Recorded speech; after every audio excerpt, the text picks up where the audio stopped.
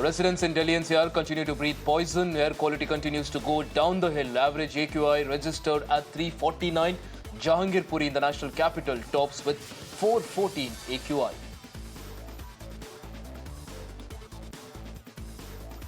The Supreme Court has sharply criticized the Commission for Air Quality Management for its ineffective response to air pollution in Delhi and the surrounding national capital region. The court has also summoned the Chief Secretary of Punjab, warning potential contempt charges for providing misleading statements. Multi-story building collapses in Bengaluru. Terrifying video of the under-construction building coming down surfaces. 8 people killed in the tragedy. Government says that the building was illegal.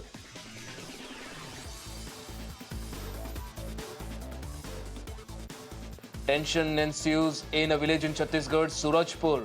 Villagers united to fight against land mafia. The fight broke out to free 97 acres of land from encroachment. Heavy police force has also been deployed.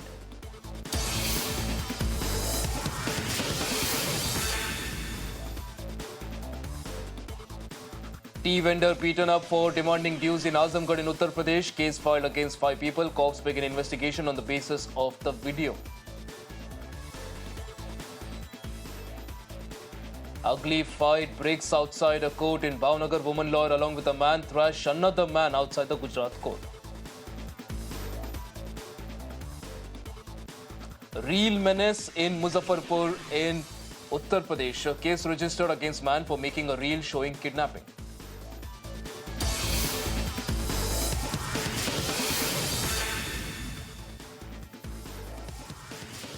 And 2 teachers fight in the middle of a road in Bihar's Nalanda. Duo kick and punch each other on the street. Students seen trying to intervene to stop the brawl.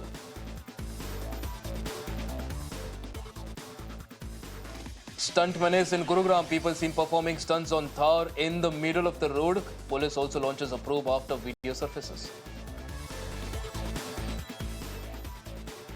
And another hit-and-run horror in the country. Toll employee standing on his booth hit by a speeding car in Jodhpur in Rajasthan.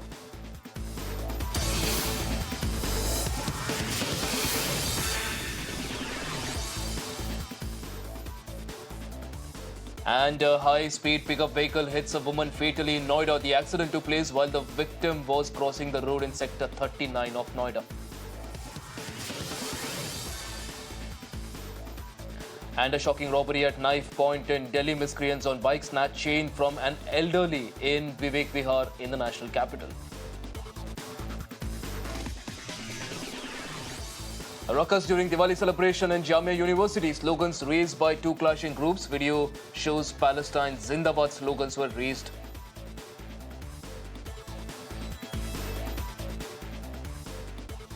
And a hearing on former Delhi Chief Minister Arvind Kejriwal's petition in the liquor scam case in High Court today.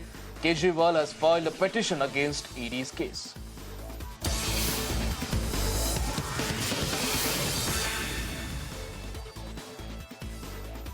And a heavy rain wreaks havoc in Tamil Nadu. Water level of Kotralam Falls increases. Tourists are banned from entering the waterfall vicinity as a preventive measure. Meanwhile, Cyclone Dana alert in West Bengal. Schools and academic institutions closed till October 26th in 7 districts, including Kolkata. A cyclone is expected to make a landfall on the coast of West Bengal by October 24. Rescue teams on high alert. And the Met Department also issues a yellow alert for Odisha and West Bengal coast in the backdrop of Cyclone Dana. Odisha amps up preparations. 800 cyclone shelters also set up. 250 relief centers prepared.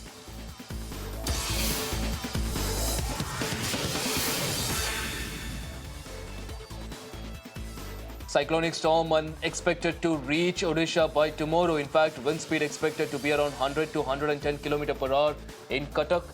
People living in low-lying areas and vulnerable locations in 14 districts will be evacuated as a safety measure. And in view of Cyclone Dana, Odisha government cancels leaves of all the employees. Leaves have been cancelled from 23rd to 25th October. And the security heightened at beaches in Puri in view of the cyclone. 20 teams of Odisha Disaster Rapid Action Force deployed along with 10 NDRF teams.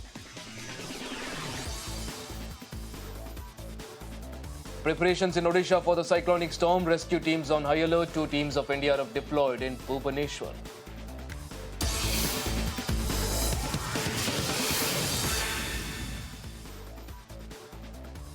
IMF retains India's GDP growth at 7% for FY25, says worldwide inflation fight is largely over, but warns of new threats.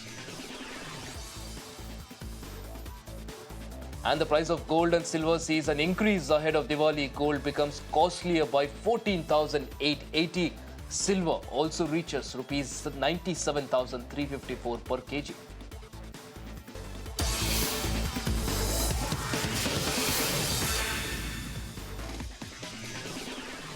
On to some international updates now. Israel announces killing of Hashem Safieddin, who was likely to succeed Hassan Nasrallah. Safieddin was allegedly eliminated during a strike on Hezbollah's main intelligence headquarters around 3 weeks ago. Israel also strikes Hezbollah's main naval base in Beirut, ammunition depots, underground infrastructure, fast vessels and also other assets destroyed.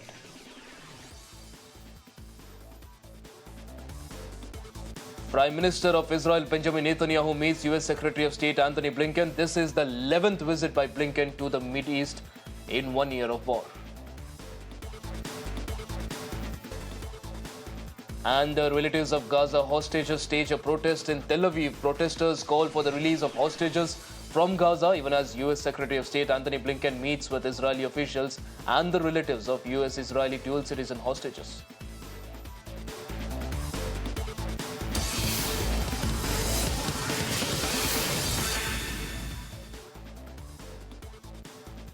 And rapper Eminem introduces former President Barack Obama at a rally in Detroit organized for Vice President Kamala Harris. Eminem hails Kamala Harris, praises her for supporting the future of America. Former Democratic Congresswoman from Hawaii, Tulsi Gabbard, announces to join Republican Party at a Trump rally. Gabbard, in fact, had left the Democratic Party in 2022 to become an independent and had been hitting the campaign trail recently for Republican presidential candidate Donald Trump. Violence erupts once again in Bangladesh. Students and protesters demand the resignation of the president of Bangladesh, give ultimatum till today afternoon. In fact, warned the president of a Hasina-like ouster. And the US Center for Disease Control and Prevention has confirmed that at least 1 person is dead and several others are sick due to a severe E. coli outbreak linked to McDonald's Quarter Pounder hamburgers.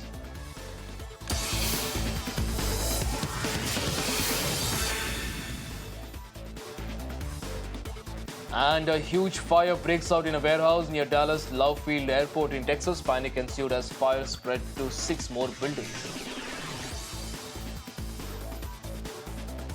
And a tractor-trailer overturns on the middle of the highway in Maryland in USA. Accident leaves spilled beer on Interstate 70.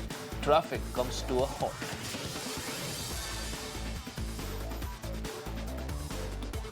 Mass shooting reported in a house in Washington. 5 people killed in the firing. A teen has also been taken into custody.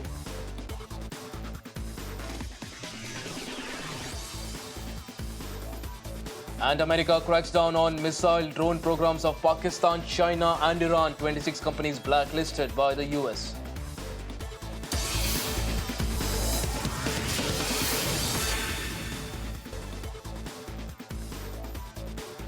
"15 aircraft of Chinese People's Liberation Army and 6 vessels detected around Taiwan. 11 of the aircraft crossed the median line and entered Taiwan's central, southeastern and also southwestern air defense identification zone.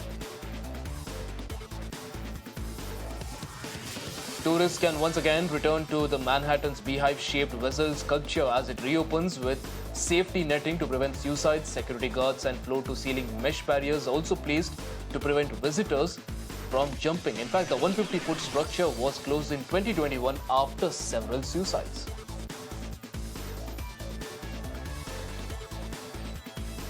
Thousands of people take to the streets of Bolivia in support of the former president Evo Morales. Police also has resorted to firing in fact tear gas shells. India, America, Australia and Japan announced the continuation of the Quad Cyber Challenge. The aim is to increase cyber security awareness. 7 people killed by a storm in eastern Cuba, including a mother and a 5-year-old son. Hurricane Oscar leaves a trail of destruction as authorities also grapple to contain damage. Army, civil defense also mobilized to evacuate residents.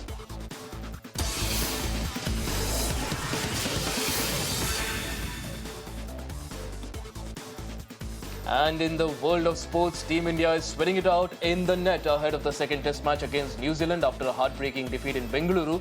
Rohit and co are on the hunt to draw the 3-match series level. Meanwhile, Shubman Gill and Rishabh Pant are set to feature in Team India's starting lineup for the second test against the Kiwis, where Gill missed out the Bengaluru test due to an injury. Pant had suffered a knee injury on day 2 of the first test while keeping. And star Kiwi all-rounder Mitchell Santner has been named interim skipper for New Zealand's upcoming White Pearl Tour of Sri Lanka. New Zealand has also announced that a decision on their long-term ODI and T20 captain will also be taken in the upcoming months.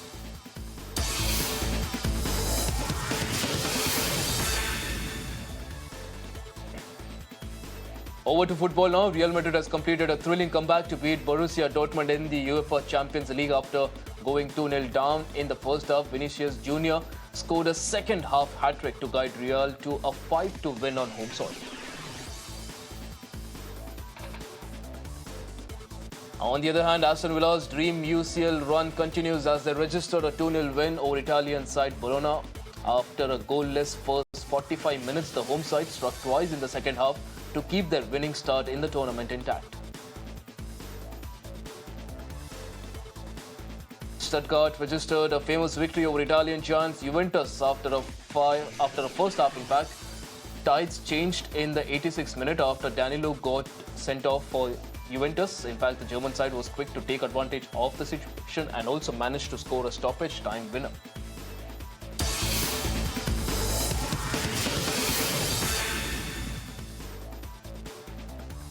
Elsewhere, Dominic Thiem has announced his decision to retire from professional tennis after crashing out of the ongoing Vienna Open.